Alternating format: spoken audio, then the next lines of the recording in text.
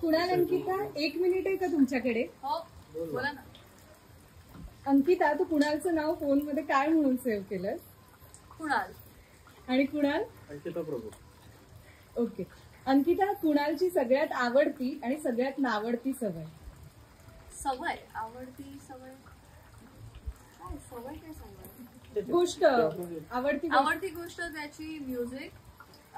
नावडती गोष्ट आवडते नाही काय असं काही नाहीये नावडती. आणि कुणाल? पटकन रिॲक्ट कर. आणि आवडती सांग. आवडती तिची जिद्द. ओके. माझ्याबद्दल सांगायचं होतं. तुझ्या मला वाटलं असं इन जनरल कुणालची सवय. सॉरी. ओके. अंकिता, कुणाल ही गोष्ट तुझ्यापेक्षा चांगली करूच शकत नाही असं? माझ्यापेक्षा मोदक. चांगलं मोदक. आणि कुणाल, अंकिता ही गोष्ट तुझ्यापेक्षा चांगली करते. आम्ही दोघी अडून आहोत एका गोष्टी. ओके. भांडणानंतर मुळात झाली असतील तर, पण कुणालचा राग 100% जाईल अशी कुठली गोष्ट तू करते? मला काही करावंच लागत नाही, ते सापडत जातो. आणि कुणाल, तू अशी कुठली गोष्ट करतो?